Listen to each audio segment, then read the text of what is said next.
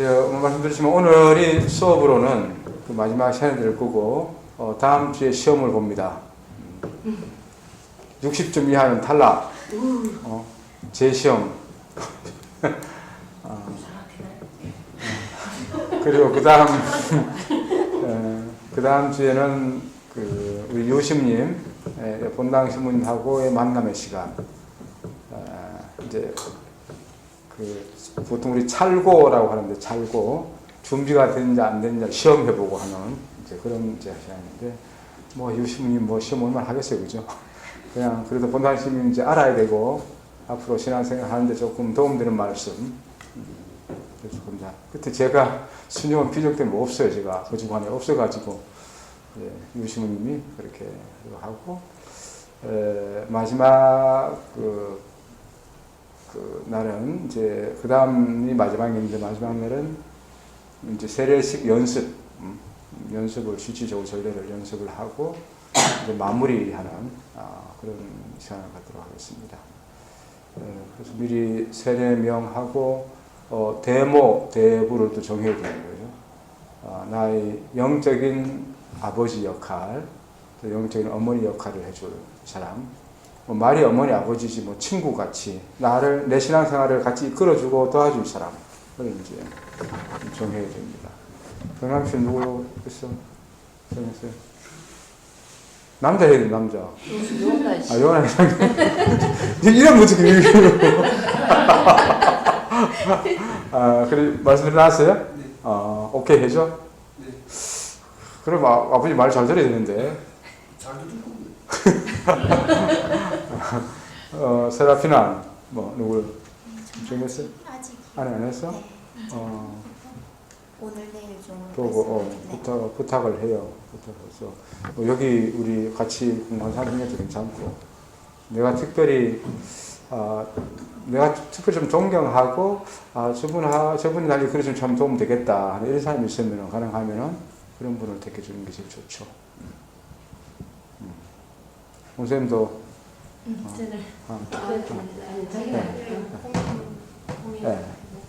가지고, 정하시기 바랍니다. 그래요. 자, 오늘 이제, 마지막 시간인데 사실은, 이제 우리 신앙인으로서 생활하면서 제일 중요한 실제적인 이제 삶을 사는데 제일 중요한 부분을 공부를 합니다. 지난 시간에 이제 성사에 대한 이야기를 간략하게 했죠. 7개의 성사가 있다.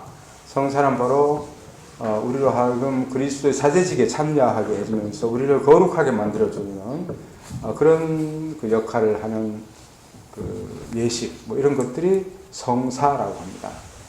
그 안에서 이제 성사와 준성사 이렇게 하고 있는데 공식적으로 7개의 성사, 7성사가 있고 준성사는 가령 우리 영남시 여기 우리 주일날 저녁에 뭐 하지?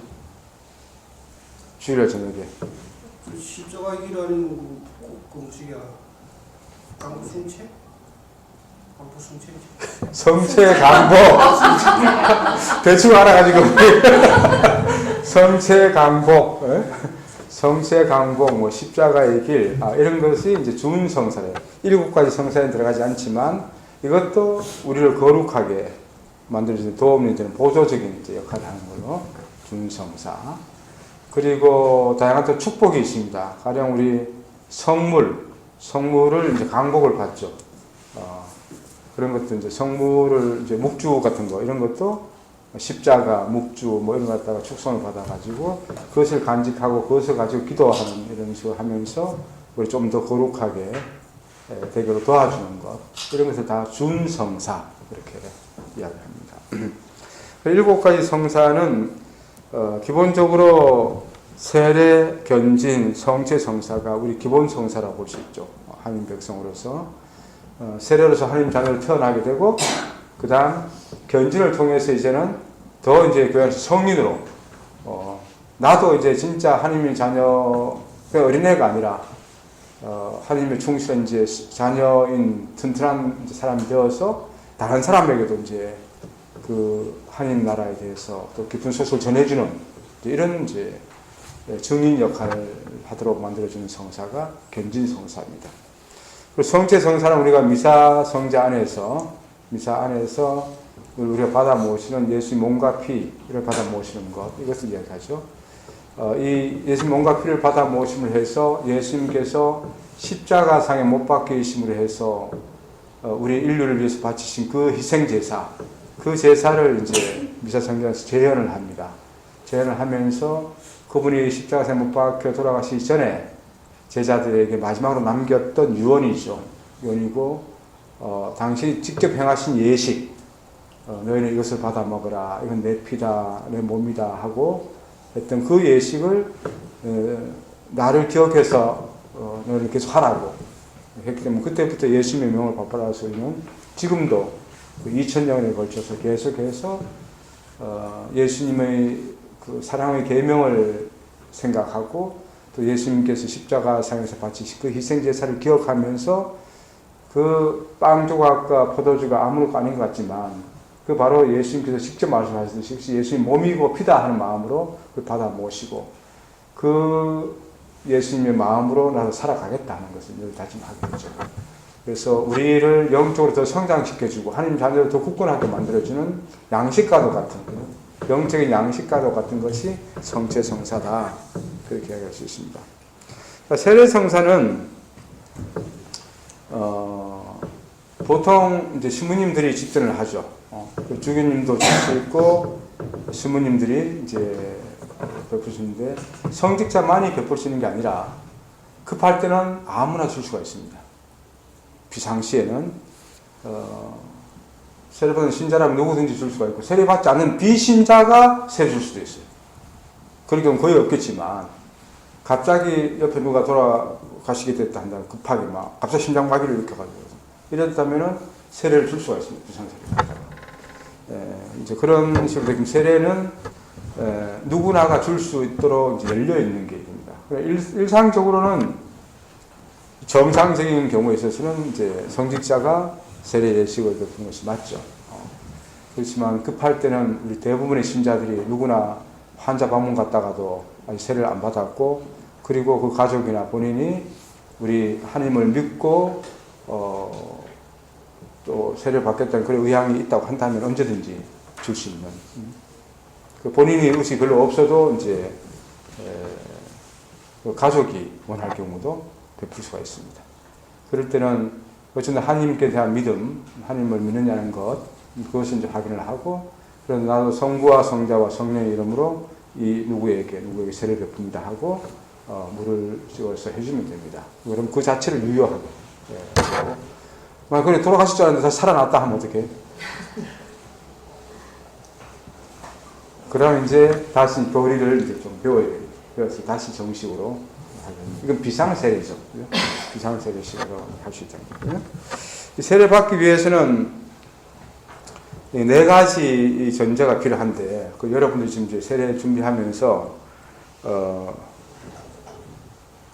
이 네 가지가 있어야 됩니다. 세례 받고자 하는 열망이 있어야 되고, 세례 받고 싶지 않는 사람 세례 줄 수 없는 거죠, 그죠?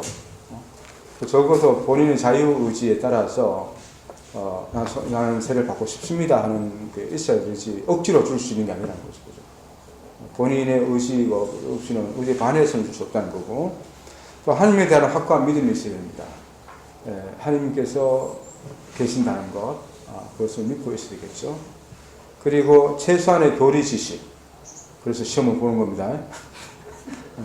시험을 봐서 최대한의 교리 지식이 아니니까 걱정하지 말고 최소한의 교리 지식이 좀 있어야 되겠고, 예를 들면은 어떤 게 있을까요? 천주교의 4대 교리,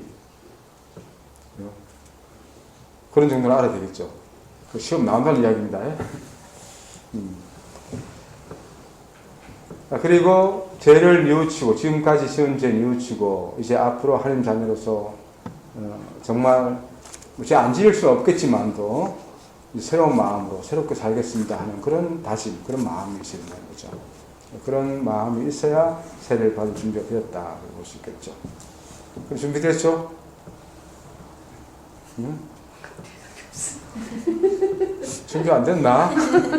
다 준비됐습니다. 다 됐죠, 그죠? 벌써 됐어요? 예. 자, 그래, 견진성사는 주교님만이 줄 수가 있고, 특별한 경우에 주교님이 스님에게 위임해서 줄 수가 있게 되어 있습니다. 이 견진성사는, 세례성사는 이제 물로 베푸는 예시로 한다면, 견진성사는 기름 바르는 예식을 통해서 도유 예식은 기름을 바르는 예식, 주교님의 안수와 기름 바름을 통해서 성령께서 이제 이 사람에게 임하시고 안수를 해주고 그걸 이제 그 표시로서 이제 기름을 발라가지고 더 굳건하게 해주는 이 성사죠. 그래서 세례는 물로서 주는 거라면 견진에서는 기름을 바르는 것이 중심이다. 이렇게 보면 되겠습니다. 그리고 고해성사는 이제 치유의 성사죠. 우리 이제 세례를 통해서 하나님 자녀 태어나면서 그 이전에 모든 죄는 이제 없어지고 새롭게 태어나지만 또 살아가면서 알게 모르게 죄를 짓게 됩니다, 그죠? 그런 짓게 되는 죄를 치유받고 용서받고 거기서 말끔히 깨끗해지기 위해서 받는 성사가 이제 고해성사입니다.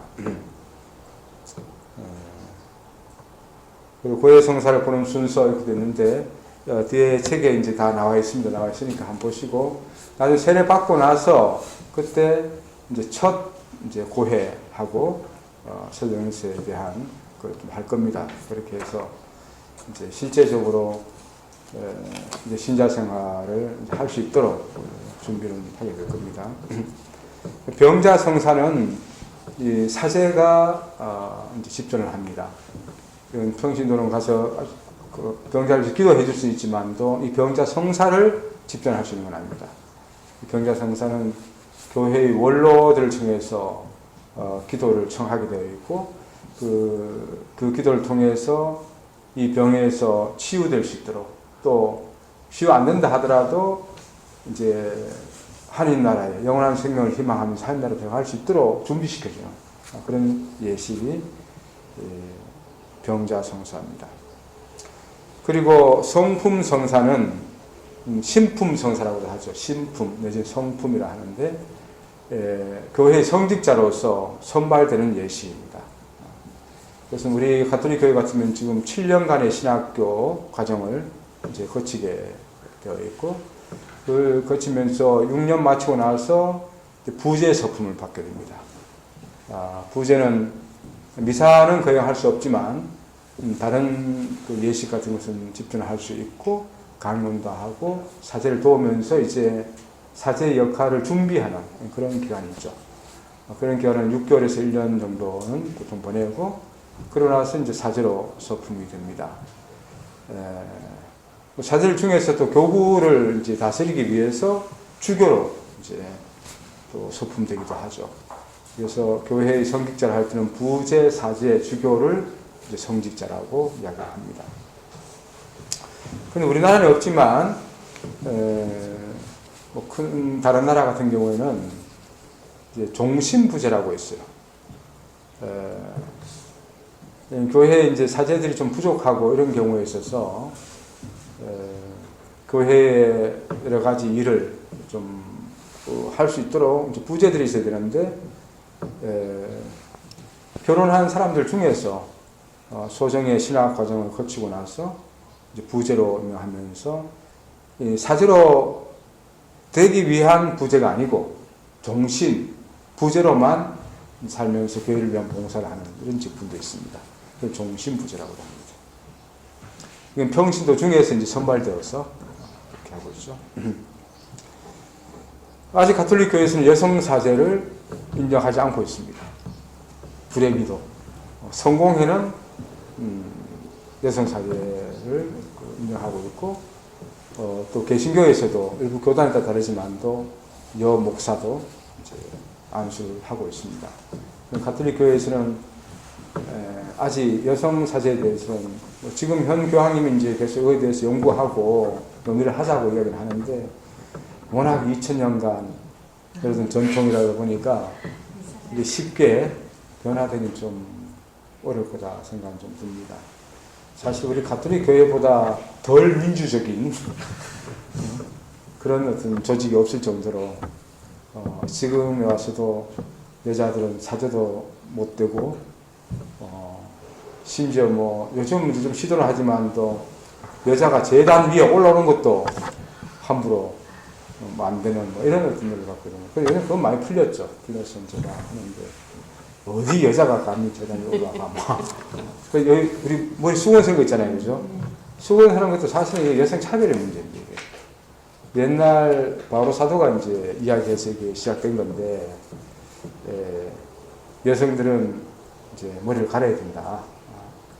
이게 이제 다른 사람에게 요즘은 뭐 이게 머리 씌운 수건을 갖다가 액세서리처럼 그렇게 하지만 그 개념이 아니라 자기 얼굴을 함부로 내놔서는 안 된다는 이런 거 정숙하라는 그런 뜻에서 이제 그 시작한 거거든요. 그게 굉장히 가부장적 사회에서 그 만들었던 제도입니다. 근데 이걸 가장 열심히 하고 있는 나라가 우리나라예요. 다른 나라에서는 거의 안 하고 이걸 거의 안 하고 우리나라에서는 여전히 그게 멋있어 보이고 그냥 그거 안 쓰면은 괜히 나는 신자도 아닌 것 같고 뭐 이런 느낌이 나거든요. 그것도 레이스 이쁜 거 달아가지고 어떻게 하면 고급화 시켜서 더 이쁘게 보일까 뭐 이런 차원에서 이제 하는데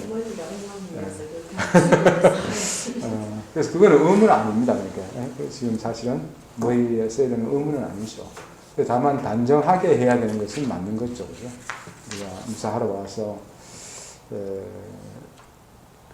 아무렇게나 특히 이제 여름 같은 경우에 막 나시 옷 입고 막 그냥 생각을 오고 핫팬츠 입고 막 그냥 이런 관광지 같은 해외 성지를 가면 보니까 많이 있거든요. 그래서 유명 그 성지 같은 데서는 바깥에서 그 들어올 수 있는 치마실 들어올 수 있는 거라든가 뭐 소울 같은 거 이런 걸 갖다가 빌려주게 돼요. 성당 들어갈 때는 왜냐하면 여름에도 애들 젊은 애들 같은 경우는 막 그리 벗고 다니잖아요, 그죠? 그래서 성당 가고는 싶은데 그런 모습은 더 하면 안 된다. 그래서 이제 그렇게 하긴 하는데 사실은 우리 하나님 앞에 한 대접 나가면서 정숙한 몸과 마음으로 해야 되는 것은 당연한 거죠, 사실은, 그죠? 그런 점에서 이제 그런 것이 유래된 것이다. 그렇게 보면 되겠습니다. 이제 남자들이 이제 그 성품 성사가 있다면, 그리고 이제 결혼 문제도 그렇죠. 개신교나 성공회 같은 데서는 성직자가 결혼을 할 수가 있습니다. 이게 금지되어 있는 게 아니에요. 안 해도 되지만 해도 문제가 없는 이제 그런 어떤 제도가 되는데 우리 가톨릭에서는 아직도 그것을 허용하고 있지 않죠. 성직자는 결혼을 오로지 하나님을 위한 봉사, 교회를 위한 봉사를 하도록 선발되어 있기 때문에 이제 결혼을 아직도 인정을 하지 않고 있습니다. 그래서 이것도 뭐 언젠가는 허용돼야 되는 거 아니냐, 뭐 그런 이야기도 있습니다. 물론 이제 저희들 같은 수도자들은 좀 다르죠. 수도자들은 공동생활을 하니까 공동생활 하는데 어떤 사람 마누라 데리고 살고 어떤 사람은 이게 곤란하잖아요, 그죠? 이건 곤란한데 교구 신물 같으면 어쨌든 혼자이기 때문에 뭐 결혼생활을 한 자체가 꼭 문제되지는 않습니다. 예수님도 이걸 갖다가 금했던 건 아니거든요. 심지어 베드로 사도마저도 으뜸 사도였던 베드로 사도마저도 결혼을 했던 사람이죠. 장모 베드로 장모 이야기가 나오잖아요, 그죠? 장모를 고쳐주고 뭐 이렇게 나오는데 그래서 바울로 사도 같은 경우는 안 했고 그래서 뭐 결혼 자체가 이 성직을 수행 못하는 건 아니죠. 다만 이제 우리 가톨릭 안에서 이제 전통적으로 이제 오로지 하나님 나라를 위한 봉사, 하나님 백성을 위한 봉사에 전념하라고 이제 이런 제도를 만들었던 거죠. 실제로 이제 우리 종교인들 하면서 목사님들이나 교무님들 뭐 이렇게 좀 만나면서 보면은 확실히 가정생활을 하게 되니까 먹고 사는 문제가 있는 거예요. 애들 키워야 되죠. 그 가장으로서 역할을 해야 되니까 그 이번에 이제 여기 산청의 삼장에 진주 산청 그 성공회 그 신부로 그 온 양반이 우리 작은 형제회 신부로 있다가 옷 벗은 사람이에요. 원래 개신교 출신이었는데 우리 수동은 프랑스가 좋아서 들어왔다가 살았는데 늘 어떤 좀 개신교적인 어떤 이런 차원에 있어서 개방적이고 이런 쪽으로 갔다가 그걸 떠나지 못하니까 이제 여기 개소를 하지 못하고 그래 떠났었는데 그래서 성공으로 갔어요. 결혼하고 애들 둘이 있고 한데 이제 상경 와서 이제 만나게 됐는데 먹고 살아야 되니까 서울에 이제 애들도 있고 집이 있으니까 이제 주말에만 내려와서 여기서 이제 미사하고 그리고 주일 미사 마치고 나면 또 보러 올라가는 거예요. 와서 이제 토요일에 돼서 내려오고 거기 가서 이제 자기가 이제 직장 생활 하면서 이제 돈을 벌어야 되니까 좀 그런 이제 애로사항들이 있더라고요. 그래서 그 목사님들도 그렇죠. 사실은 시작 때는 이제 개척교회 같은 데서 아주 열심히 하다가도 이제 애들이 커가고 하면서 애들 교육 문제라든가 막 이런 게 생기면서 어쩔 수 없이 다시 도시 나가야 되고 막 이런 문제들이 생기면서 결국 그 하나님 나라를 위한 봉사 여기에 전념할 수 있는 구조가 되기는 힘들다는 건 분명해요. 근데 그 자체가 결격 사유냐 그건 아니라는 거죠. 성직자로서 성직을 수행 못할 이유는 없는 건데 장애가 그만큼 더 많을 수밖에 없고 마음이 갈려질 수밖에 없는 거잖아요. 그죠? 어쩔 수 없이.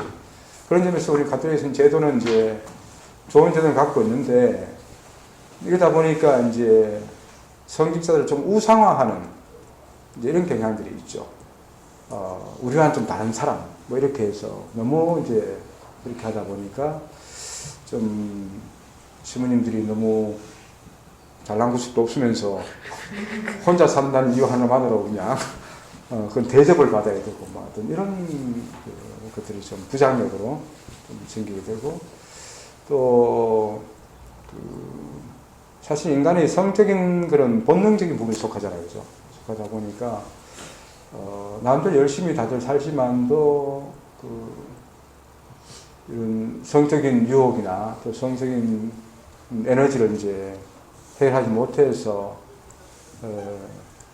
뭐 지금 미국이나 뭐 일부 뭐 호주 뭐 이런 데서 예를 들어 보면 이제 아동 성추행이라든가 뭐 이런 것들이 이제 많이 연루돼 가지고 이런 것이 부작용이 있어요.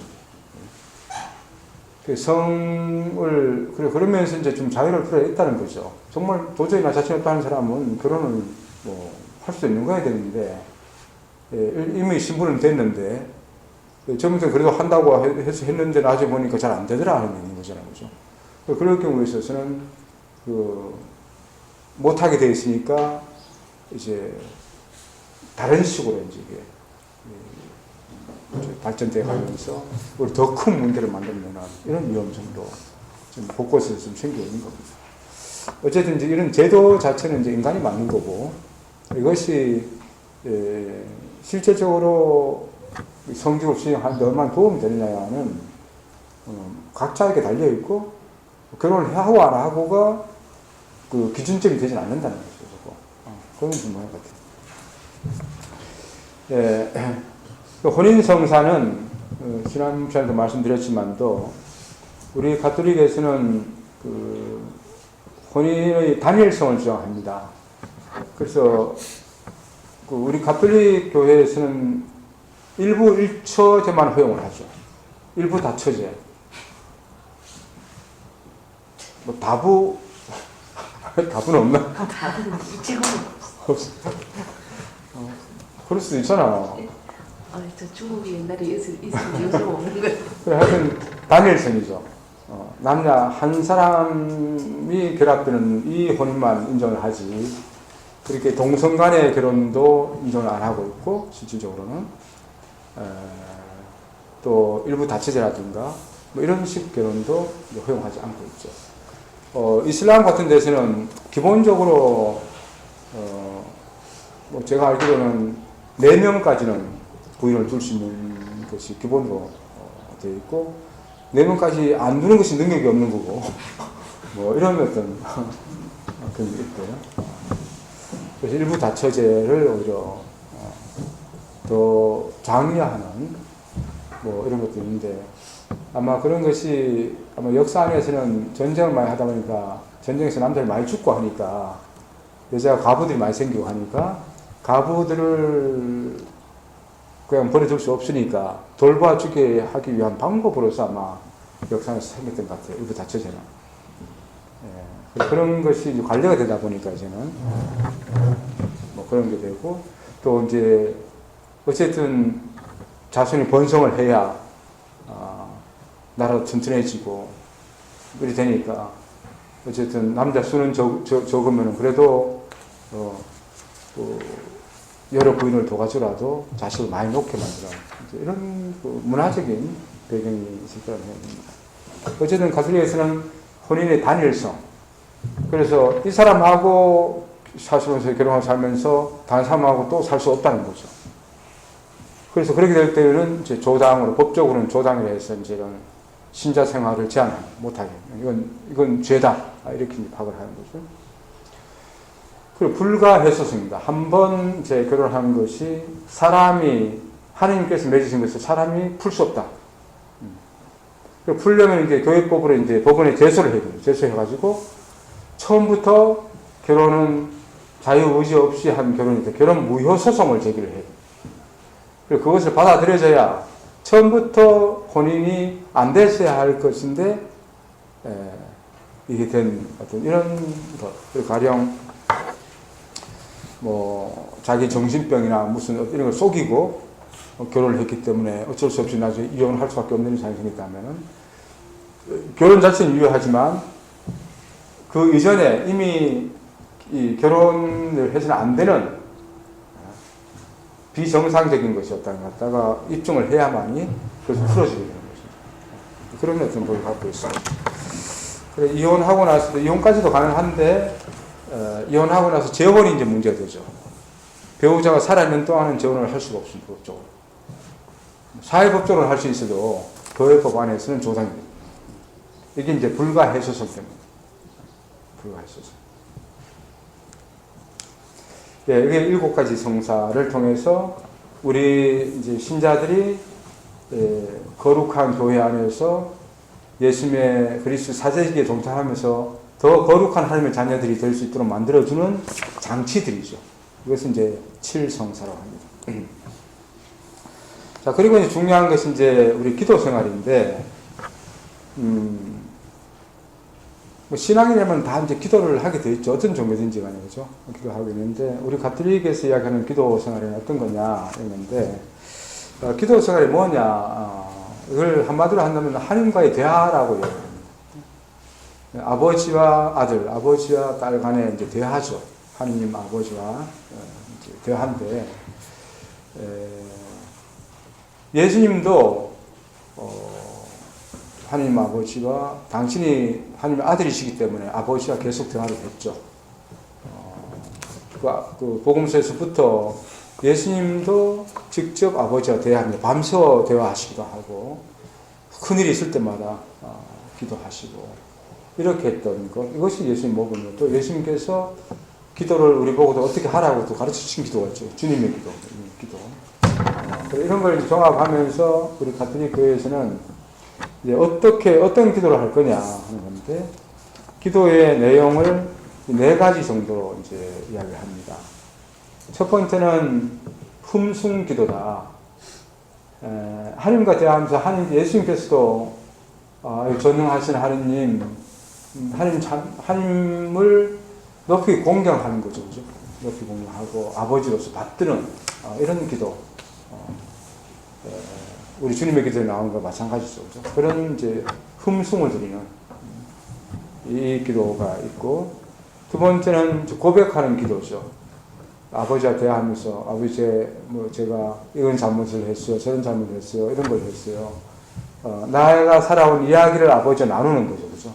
나누면서 특히 내가 아버지에게 아버지 자식으로서 뜻하지 못한 것, 또 아버지의 그 명예에 누가 될 만한 그런 행동을 한 것, 이런 것에 대해서 고백을 하고 용서를 전하는 거죠. 제가 아버지의 이름에 이름을 욕되게 만든 이런 것이 내가 잘 못 살아서 생긴 이런 것에 대한 고백을 하는 것, 고백을 하면서 용서를 청하는 기도, 이런 기도가 있고, 또 이제 청원 기도가 있죠. 말하는 내가 필요한 거죠. 내가 하나님 자녀를 잘 살려고 하는데 사실 지금 먹고 사는 문제가 힘들면 그것 때문에도 청원을 할 수가 있고, 건강이 안 좋으면 건강을 청원을 할 수도 있고, 그죠. 필요한 거. 자녀가 아버지, 부모에게 필요한 것을 요청하듯이, 도와달라고 요청하듯이 뭘 좀 도와주십시오 하고 청하는 거. 이것이 이제 청원 기도죠. 마지막으로 이제 감사와 찬미를 드리는 기도입니다. 그 아버지와 대화하면서 아버지 지난번에 이런 걸 저에게 해주셔서 참 고마웠습니다 하고, 우리도 부모님께 감사를 드리잖아요, 그죠? 감사의 드리는 마찬가지로 하나님께도 좋은 일이 있었으면 아버지 이런 좋은 일을 있게 해주셔서 고맙습니다 하고 감사를 드리고,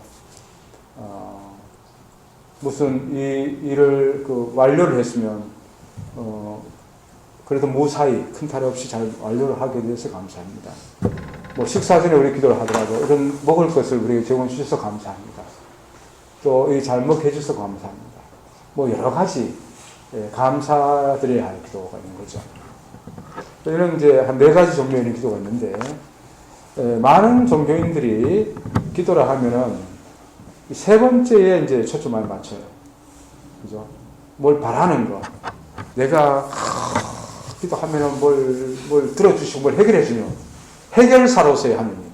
이제 그런 이제 의식을 갖고, 기도는 내가 막 해달하는데 그걸 왜 안 해주냐 막 이걸 따져가지고 내가 막 청을 했는데 뭐 이루어진 것 같으면 그때는 감사하다 하고, 안 되면 왜 나는 안 들어주냐고 뭐 때를 쓰는 거 아니에요. 그런 거죠. 이것도 이제 기도의 한 부분이긴 하지만도 쉽게 이제 우리 부모님하고 관계 생각하면 됩니다. 부모님에게 왜 나에게 왜 재산을 안 벌어주냐는 둥, 왜 이걸 왜 이렇게밖에 안 해주냐는 둥, 맨날 이런 걸만 요구를 하시는 건 아니잖아요, 그죠? 또 물론 아버지가 모든 게 있어서 다 해주면 고맙겠지만, 우리는 우리를 길러주신 것만 해도, 우리를 낳아주시고 길러주신 것만 해도 사실은 감사드리는 게 먼저야 되는데, 아버지를 존경하는 게 먼저이겠고, 그죠? 존경하면서 그 자체에 감사드리고, 그러면서도 내가 힘들 때 아버지 저 힘들어요, 좀 도와주시면 안 되겠어.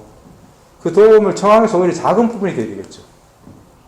그리고 그 아버지께 내가 뭐 해드릴 수 있을까, 오히려 이제는. 그죠?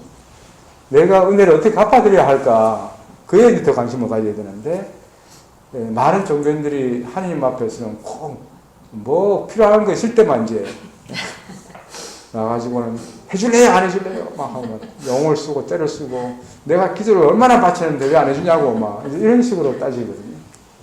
그래서 우리 기도할 때 늘 해야 될 것이, 어떻게 보면 이 4가지 요소가 우리의 기도에 다 들어가 있어야 된다. 항상 기도하기 전에 하나님께 흠숭드리는 거죠. 하나님, 저 하나님 사랑해요.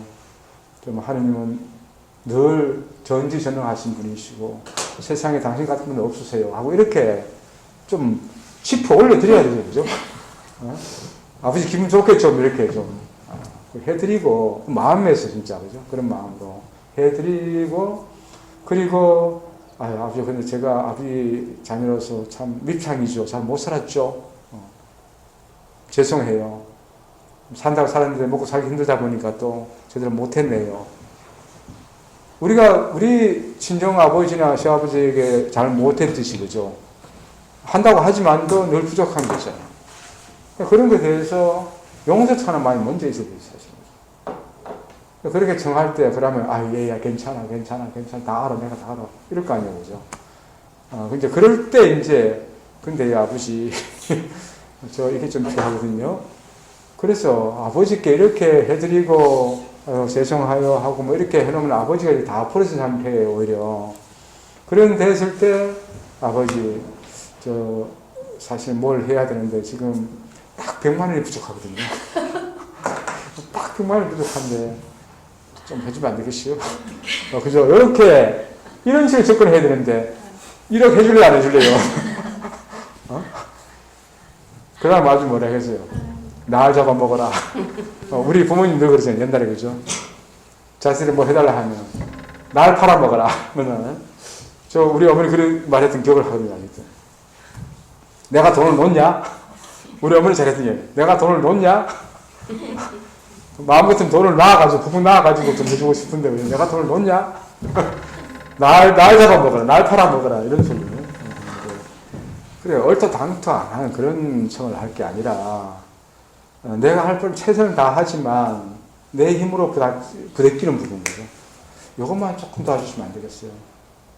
지금 안 되는데 해도 할 수 없는 거예요, 그건. 그죠?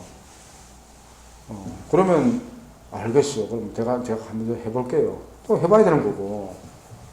그래서, 가능하면 내가 하려고 하지만, 하나님께서, 뒤에서 그래도 든든한 백이 좀 내주세요. 이런 마음으로, 내가 더 용기 있게 할 수 있도록 도와주실래요?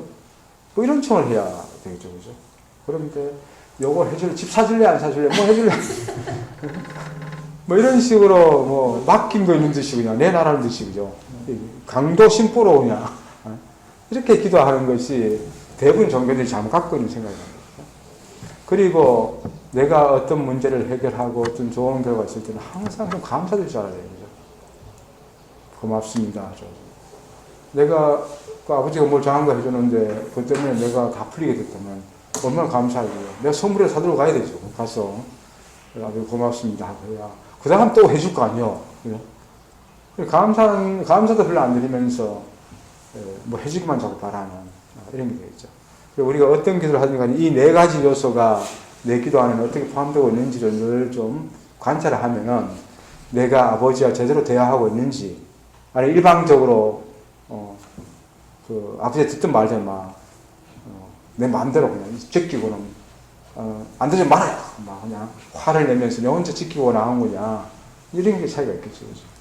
그렇죠? 정말로 잘하는 기도는 이런 네 가지 요소를 잘 갖추면서 정말 겸손한 마음으로 또 늘 감사드리고 겸손한 그런 마음으로 이제 청하는 대화하는 이런 자세가 중요하겠다 이런 생각입니다. 그리고 기도의 지향도 있는데 뭘 위해서 기도할 거냐 하는 거죠, 그죠? 뭘 위해서 기도할 거냐 하는 건데 우리는 대다수가 내 자신의 필요 여기에 초점 많이 맞추고 있어요. 조금 더 나가면은 우리 가족의 필요 여기에 머물러요, 대부분 다. 그런데 사실은 가장 훌륭한 기도는 나와 내 자식을 위한 내 가족만만 있는 기도가 아니라 나보다 더 어렵고 힘든 사람들을 위해서 기도해 줄 때 이 나와 우리 가정의 축복은 자연스럽게 따라가게 되는 거거든요. 그걸 모르는 것 같아요. 사람들이 그걸 모르고 남들의 그래서 세월호 지금 올라오고 있지만도 주변들이 죽든 말든 나 상관없어. 이보다 나쁜 기도의 자세가 없는 거예요, 사실은. 그죠? 그런 어떤 슬픔을 당한, 내일은 아니지만도 그렇게 슬픔을 당한 부모들 생각하면은 내 자식을 바라보도 아이고 갑자기 내 자식이 저렇게 되면 어떡할까 싶고 그럼 죽은 아이들을 위해서도 기도해주고 그 부모 가족들을 위해서도 기도해주는 그 마음이 있어야 돼. 당연히 있어야 되는 거죠. 그런 것이 있을 때 내 아이의 가정이 그런 어려움에서도 해방될 수 있고 또 더 큰 축복도 받을 수 있는 건데 그 집은 어떻게 되든 말든 우리 집만 괜찮으면 되고 우리 아들만 서울대학 합격하면 되는 거 다른 애들은 떨어지고 오히려 이런 심보로 기도를 해서 되겠어요, 그죠? 항상 우리의 기도 지향은 늘 지금 가장 어렵고 힘든 사람이 누구일까? 우리 만나는 사람 중에서 누가 어렵고 힘들어 보이면 그 사람 위해서 기도를 할 수 있어야 되는 거죠. 맨날 내 고통이 제일 커 보이고 내 어려움이 제일 큰 어려움으로 자꾸 생각하잖아요, 그죠? 그렇지 않거든요. 나보다 더 큰 어려움을 겪고 있는 사람들이 늘 도처에 널려 있습니다. 그들을 위해서 기도하는 마음이 있으면은 그렇게 기도하는 자식의 그 마음을 아버지가 모르겠어요, 그죠? 너 이쁘구나. 네 마음 씀씀이가 참 좋네. 그렇지 않는 거죠. 그래서 그 마음 수심 때문에 그들을 그 기도도 들으실 뿐만 아니라 오히려 그와 그 가정에도 더 큰 축복을 내주신다는 거죠. 그래서 늘 기도할 때도 너무 나 자신과 우리 가족 그 안위를 위해서만 기도하는 그런 습관보다는 오히려 항상 내가 오늘 뉴스를 봤는데 어떤 뭐 사고 당한 사람이 어려운 사람이 있다면 그 사람을 위해서 기도할 수 있어요, 그죠? 내가 누굴 만났는데 길가 가는데 어떤 뭐 거지를 받고 어떤 아이가 그렇게 있는 거 보고 뭐 이러면 그거에 대해서 기도를 드리고 하느님 저 사람 어려운데 참 좀 도와주세요. 내 마음이 그렇게 동해야 되는 거예요, 그죠? 그런 것이 나의 기도 소재가 되어야 된다는 거죠. 내가 하면서 오케이? 뭐 누구 위해서 기도할 거예요? 예. 아주 그런 식으로 기도의 이제 그 폭을 넓히라는 거죠. 항상 자, 우리 이제 신자로서 기본적으로 필수 기도가 있는데 뭐 하루 뭐 그렇게 매일 살면서 이것만 제대로 하면은 우리 기도 생활은 기본적으로 잘하고 있다고 볼 수 있어요. 이제 미사 성대 중에 미사 안에는 성호경부터 주님의 기도, 영광송, 사도신경, 뭐 고백의 기도 여러 가지 기도들이 다 포함되어 있습니다. 그 안에. 그런데 미사만 봉헌해도 이미 많은 기도를 하고 있어요. 그래서 미사를 우리 기도 생활의 가장 중심에 둬야 된다 그 이야기를 하죠. 그리고 우리는 3종 기도를 바치죠. 아침에, 낮에, 저녁에 3번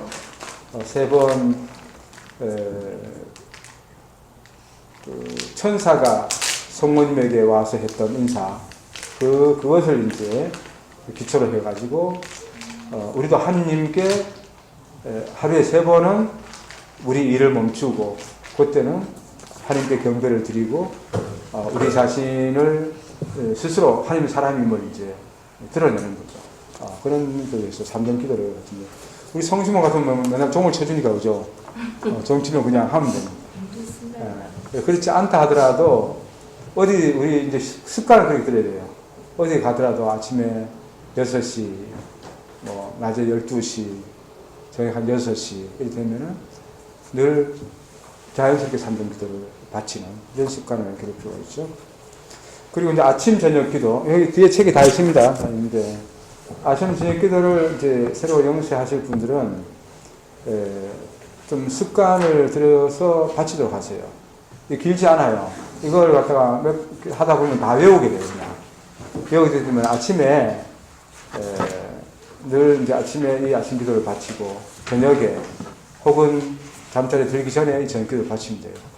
이걸 생활하면은 하루를 아침에 일어나서, 하나님께 나를 바쳐드리고, 하루를 마무리하면서 또 하나님께 바치면 되잖아요. 그죠? 그럼 하루 내내가 하나님과 함께 하는 삶이 될 수 있겠죠. 그래서 아침 저녁 기도를 하시면 우리 수도자들 생자 같은 경우는 성물도를 해서 교회의 기도를 바치고 있지만 신자들을 위해서는 단순하게 만들어놨어요. 만들어놨기 때문에 그것만 바쳐도 되고 전 그걸 못 바치면 그냥 주모경 한 번씩이라도 아침에 또 자기 전에 주모경 한 번씩이라도 바치면 되죠. 하여튼 내가 습관을 되게 많은데 가능하면 이 아침 저녁 기도를 이제 습관을 들어놓으면은 뭐 계속 좀 지속하다 보면 자연스럽게 다 외우게 되니까 그냥 내가 스스로 하게 될 거라 생각합니다. 그리고 묵주기도, 묵주기도도 뒤에 다 나와 있죠, 그죠? 묵주기도를 우리 다음번에 한번 연습해 보겠습니다만은 묵주기도가 우리가 뭐 짬이 있고 있을 때 가장 성당이 안 있어도 언제 어디서든지 바칠 수 있는 가장 좋은 기도 중에 하나죠. 그래서 이 묵주기도. 그리고 식사 전후에 항상 기도를 하는 것. 이런 습관만 딱 기르면은 우리 기도 생활 전체는 이제 매일같이 흐트러짐 없이 갈 수 있는 길이 열리죠. 요거에 대해서는 늘 의식을 하면서 기도문도 다 외우고, 자꾸 하다 보면 외워져요. 외워지니까. 그 중에서 미사만 하면은 반은 벌써 한 거다.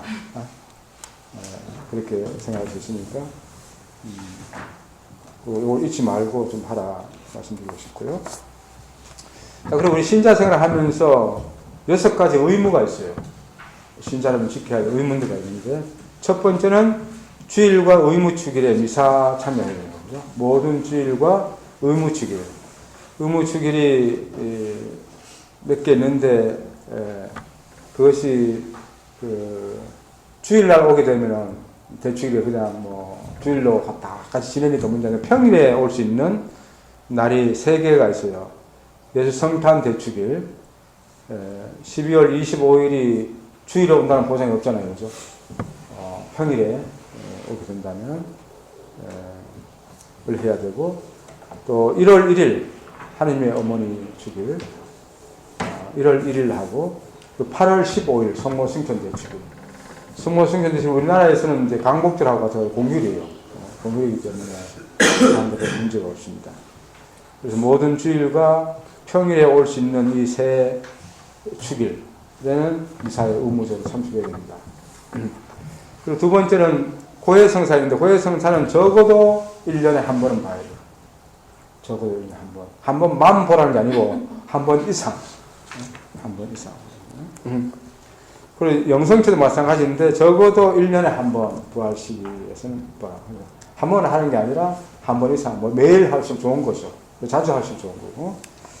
그리고 교회가 정한 단식제와 금육제, 주로 사순절에 있는데, 제의수요일하고 성금요일, 이런 때 단식제, 금육제. 그리고 매 부활 시기가 아닌 매 금요일은 가능하면 금육제를 지키라고 합니다. 고기를 가능하면 먹지만, 그 금요일을 우리 교회에서는 전통적으로 예수님께서 십자가에 못 박히신 날로 기억을 하고 있어요. 금요일을 갖다가.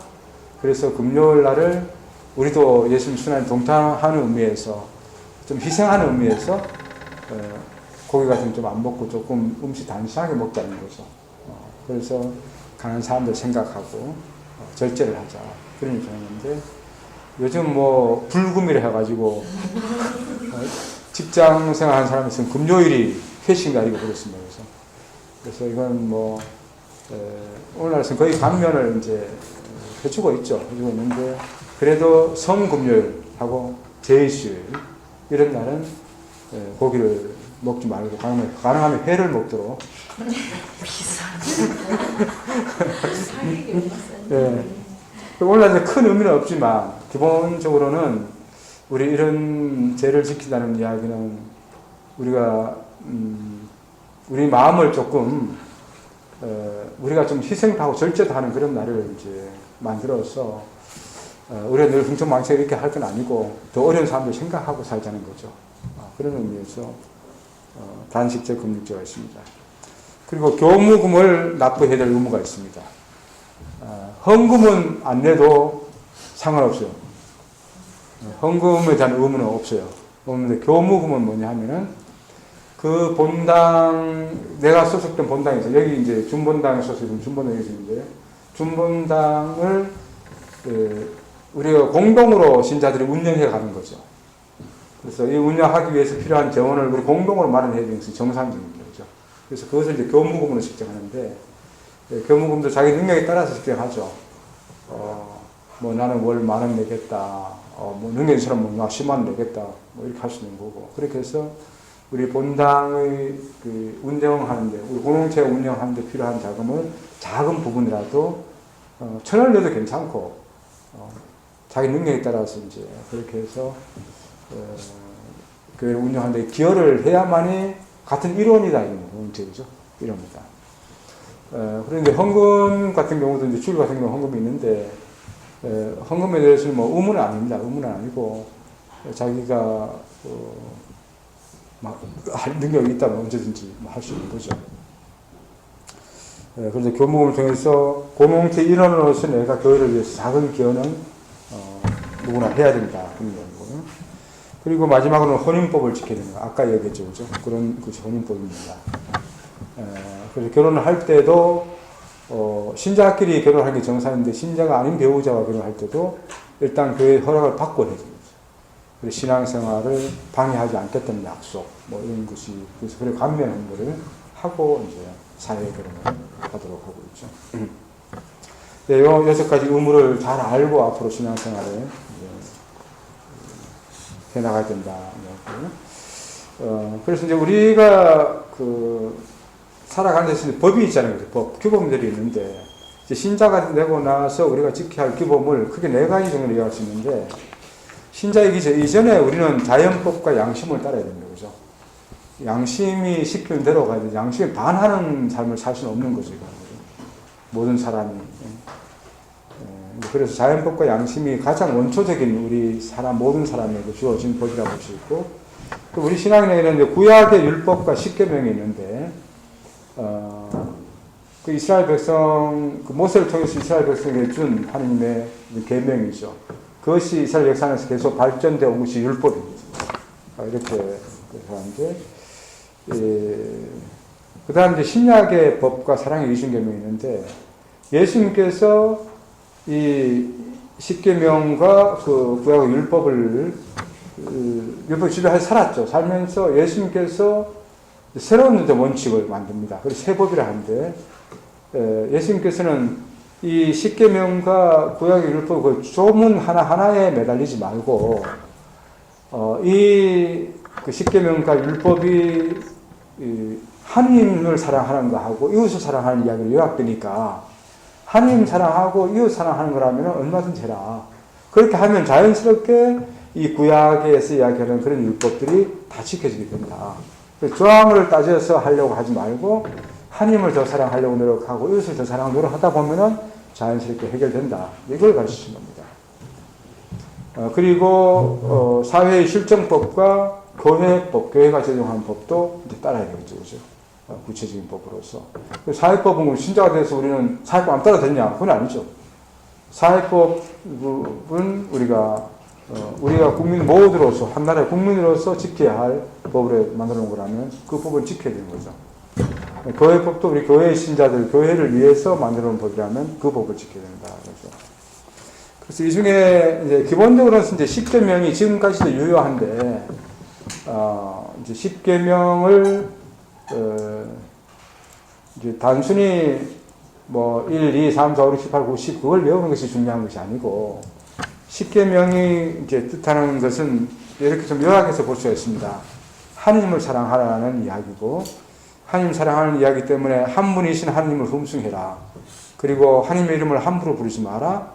주의를 거룩히 지내라. 이런 이제 계명들이 있는데, 이 세 가지 계명이 바로 하나님을 사랑하라는 이야기라는 거거든요. 그래서 우리 가톨릭 교회에서는 미신과 우상 숭배를 금하고 있죠.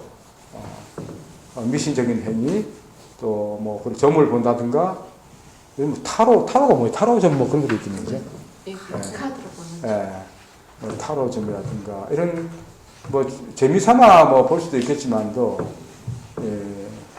그런 미신 때문에 뭐 무슨 날은 뭐 이사 가기 좋은 날 뭐 이렇게 뭐다 그런 다 있잖아요. 이사 시체한테 있었잖아. 결혼식 날 잡는데 뭐 언제 되고 사주팔자 보고 하는 거죠, 그죠? 그런 거 신자들도 많이 보는 것 같더라고요. 뭐 자식들 결혼시킬 때 같은 값이면 뭐 하면서 그죠? 그렇게 하는데, 이제 오히려 우리 가톨릭 신자들은 좀 그런 짓잖아요. 어떤 집 폐가 뭐 그런 집 있잖아요. 저 집에 뭐 사람 다 죽어나가. 그런 집 헐값 나잖아요. 그런 거 사야 돼. 그치? 그런 걸, 가톨릭 신자 그런 걸 사가지고는 진짜 아무렇지도 않은 걸 갖다 보여주고, 그 싼 집을 사가지고 우리 잘 살게 하고 이래야 되겠죠.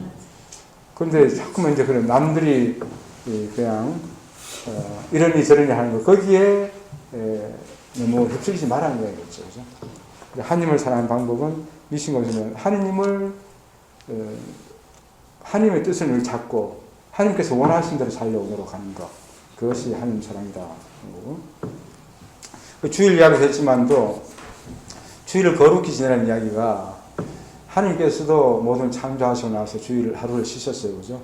쉬듯이 사실은 주일을 거룩히 지내라는 이야기는 우리 모두에서 휴식의 시간을 가지라는 이야기거든요. 먹고 살기 위해서 맨날 요즘 뭐 24시간 막 밤새 막 일도 하고 하잖아요. 그런데 그런 것이 하나님께서 우리 인간을 행복하게 만들기 위한 그런 방법 아니었다는 거죠. 우리도 엿새 동안은 노동을 하더라도 하루는 충분히 쉬라는 것이 하는 뜻이다. 그래서 뭐 먹고 살 걸 줘야만 쉬죠. 그런데 오히려 우리 탐욕 때문일 수가 있죠, 그죠?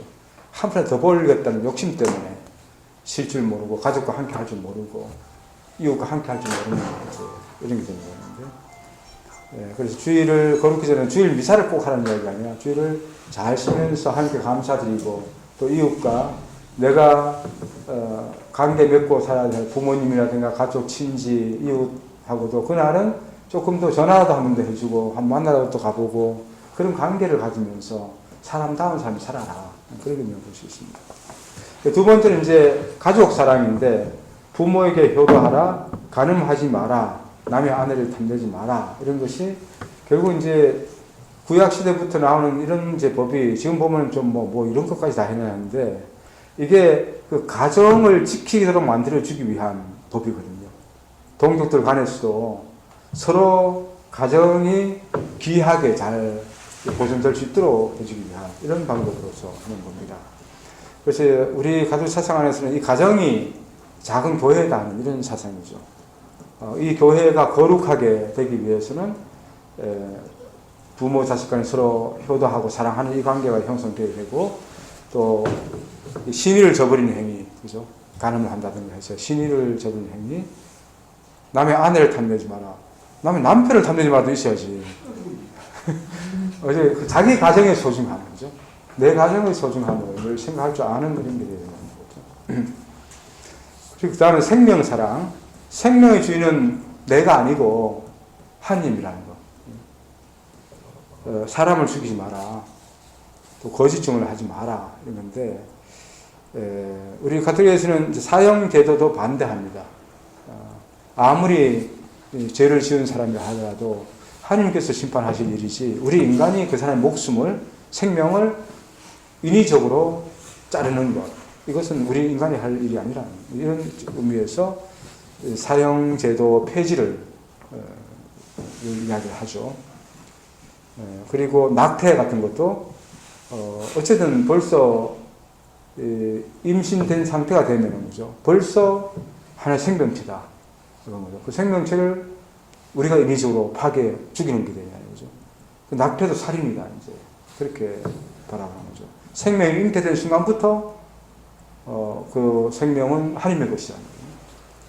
그 안락사 같은 것도 사실 요즘 이야기 많이 되고 있잖아요, 그죠? 이제 뭐 돌아가셔도 되고 우리 여기 어르신 그래요, 그죠? 안락사 시키지 마라. 그래 그게 그걸 편할 것 같고 우리 인간적인 생각이지 하나님께서 주신 생명은 우리 인간이 상황이 어떻다고 해서 그에 따라서 판단해서 안 된다는 이야기죠. 그게 우리 기본적인 가톨릭 사상은 생명 존중의 사상이죠. 생명은 하나님께로부터 하나님이 주인이시다. 우리가 마음대로 하려고 하면 된다. 그래서 자연 환경도 마찬가지입니다. 우리가 마음대로 죽이고 파괴하고 동물들도 학대하고 하는 이런 것도 안 되는 이야기가 다 생명이잖아요, 그죠? 사람만의 생명이 아니라 하나님께서 창조하신 모든 피조물 다 생명이기 때문에 생명을 의도적으로 죽이고 하는 것에 대해서는 자살도 자기 생명을 자기가 끊는 거죠. 내 건데 왜? 내가 뭐 죽인 내가 내 생명 내가 못 살겠다. 내가 내 문제냐 하는데 이 내 게 아니라는 거죠, 그죠? 하나님 것인데 내가 그래서 우리 유심 같은 여기서 옛날 어렸을 때 자살하면요 장례미사 안 해줬어요. 이건 큰 죄라는 거죠. 이런 죄 지은 사람 어떻게 장례미사를 해줄 수 있냐? 하나님께서도 원하지 않는다. 지금도 그래요. 지금도 나는 네. 그리고 장기 매매도 마찬가지인 거죠. 우리 생명의 일부분을 갖다가 돈으로 바꾸는 거잖아요. 이런 것도 보고. 그러면 장기 기증을 하는 건 좋은 거죠. 다른 생명을 살리기 위해서 이용됐다는 거죠. 좋은 거죠. 그리고 생명과학, 이것도 이제 굉장히 문제돼서 인위적으로 우리 체세포나 이런 복제를 해가지고 또 다른 생명을 또 만들어내려고 하는 거죠. 이런 것이 인간적인 발전 같지만도 생명을 마음대로 조작하고 유전자 조작 이런 것도 이제 다 문제가 되는 거죠. 심지어 악한 표현과 온갖 종류의 폭력 이것도 사람을 죽이고 생명을 죽이고 파괴하는 부분이라는 거죠. 이것이. 이런 것도 다 생명을 사랑해야 된다는 계명이 원한다는 거죠. 거짓 증언을 하지 마라. 8계명이 거짓 증언을 하지 말라는 건데, 거짓 증언을 하면 다른 사람을 죽이는 거잖아요. 그죠? 재판에서 가는 거짓 증언을 해버리면, 위증죄가 사실은 재판에서 굉장히 큰 죄입니다. 이게. 큰 죄인데, 그 왜 크냐 하면은, 그 거짓말을 함으로써 다른 사람을 또 죽이게 만들기 때문에 거죠. 그리고 거짓 맹세, 거짓말, 경솔한 판단, 함부로 판단해서 네가 도둑질, 네 도둑놈이야. 학교에서 왜 그런 사건들이 많이 있죠. 누가 훔쳐갔다, 돈 없었다 해가지고는 뭐 애들 다 해가지고는 이상한 애를 판단해가지고 죄야 해가지고 완전히 그죠 왕따시키고 나중에 뭐 아닌데 그래서 섣불리 판단해서 사람 죽이는 거죠. 그게 상처를 죽이는 거거든요. 그러니까 악담을 하거나 비방을 하고 중상모략을 하고 아부하고 아첨하고 이렇게 하는 이런 행위들 모두가 생명을 근본적으로 파괴하는 행위가 된다. 그런 점에 있어서 이제 죄라고 보고 있다는 거죠. 경제 생활에 있어서는 이제 도둑질 하지 말고 남의 재물 탐내지 마라. 그 비슷한 이야기인데, 사유재산권을 가톨릭에서 인정을 하고 있습니다. 개인의 재산권을 존중해 줘야 된다는 거. 그렇지만 개인의 재산권도 공동선을 위해서는 항상 내놓을 줄 알아야 된다 하는 것이 기본적인 사상입니다. 그리고 노동이 신성한 것이고 직업에 귀천이 없고 그래서 노동한 대가를 누구나가 누릴 수 있도록 해줘야 된다. 노동 착취돼서는 안 된다. 왜냐 하나님께서도 일을 하셨고 이 노동은 하나님의 일을 우리가 계속 하는 건데 그리고 이걸로서 우리가 같이 먹고 살아야 되는 건데 이 최저 생계비도 안 주고 기본적으로 못 먹고 살게 만드는 것은 그 사람을 죽이게 만드는 거죠. 안 된다는 거죠. 남의 재물을 탐내지 마라. 탐욕, 부정부패, 최순실이처럼 말이죠.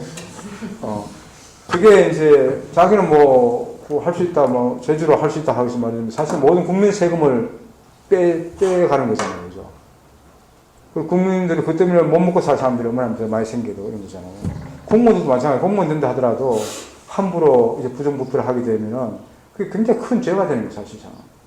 많은 사람을 죽게 만들고 못 살게 만들게 되는 거죠. 그리고 이제 오히려 더 적극적으로 본다면은 나눔을 할 줄 알아야 되고 가난한 사람들에 대해서 우선적인 사랑을 하셔야 된다. 내가 가진 집착하고 탐욕 부리고 할 게 아니라 내가 가진 것을 가난한 사람, 어려운 이웃과 조금 더 나누려고 하는 이런 자세, 이것이 더 필요하다는 거죠.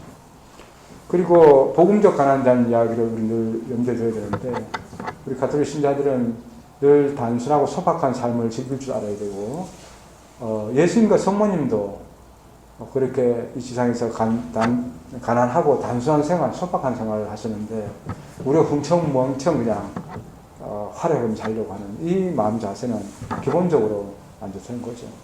그래서 우리가 너무 화려하게 사는 것보다는 단순 소박하게 아름답게 살면서 많은 사람들에게 서로가 힘이 되시면 사는 삶. 이 삶을 우리 가톨릭 신자들이 생각하는 가장 훌륭한 경제 생활로 보고 있는 거죠. 그 사회 생활, 사실 우리 가톨릭 신자들 모든 종교인들이 지금 굉장히 문제가 되고 있는 것이 오늘날 이 문제인데, 우리 신앙인으로서 사회적 책임이 있습니다. 사회가, 우리가 특히 그리스도교인들은 예수님께서 하셨던 일이 다른 것이 아니라 이 세상에서 하늘나라를 건설해 보겠다는 그런 꿈이었잖아요. 그죠?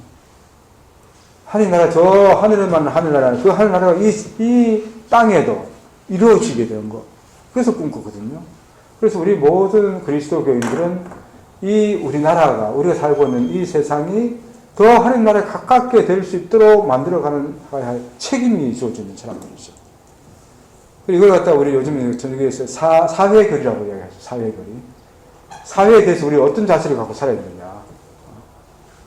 그래서 사회 부정부패에 대해서 우리가 그걸 고발할 줄 알아야 되고, 누구 미워해서가 아니라, 정파적인 이런 차원에서가 아니라, 우리 사회를 더 건전하고 더 아름답게, 더 하늘나라답게 만들어 가기 위해서 우리가 그냥 권력자들이나 이런 사람 앞잡이가 돼가지고, 거기까지 하지 않고, 더 많은 사람들이, 더 약하고 소외된 사람들이 더 권리를 인간적인 권리를 누릴 수 있도록 도와줘야 됩니다. 우리 성경에서 하는 이야기 다 그 이야기, 대부분 다 그 이야기를 하고 있거든요. 그런데 많은 신자들이 성경에 그런 이야기 빼놓고 그냥 기도만 잘하고 11조만 잘 내면은 하나님께서 우리에게 축복을 주실 거다. 이것만 가지고 살려고 해요. 자꾸만.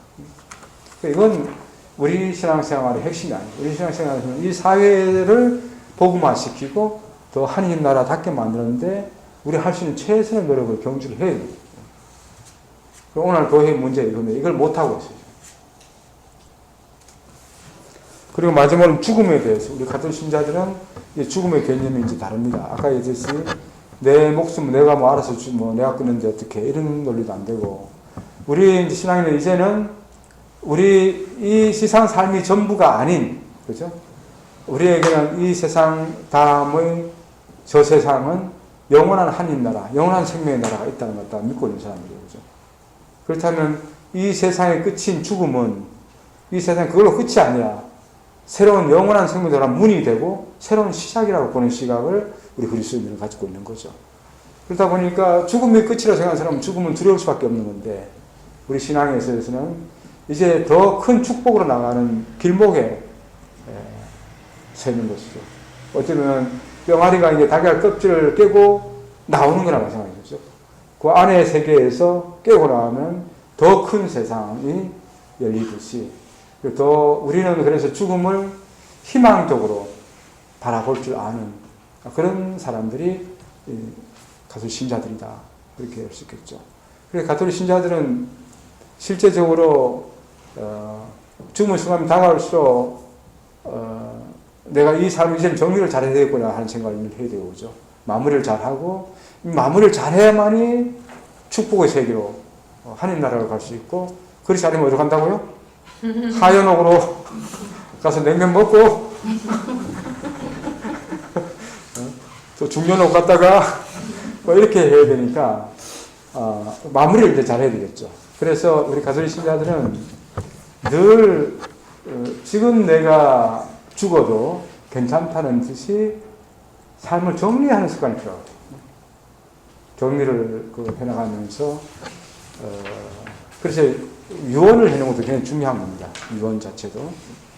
그래서 내가 언제 어떻게 죽을지도 모르니까 언제 죽어도 나 때문에 벌어질 혼란이 있으면 다른 사람이 피해가 가니까 특히 자녀들에게도 그렇고 우리 가톨릭 신자들은 재산이 많아서가 아니라 하여튼 내 삶을 정리해서 내가 죽고 나면 이렇게 하고 이렇게 하고 이렇게 하다가 좀 분명하게 정리해 놓을 필요가 있을 겁니다.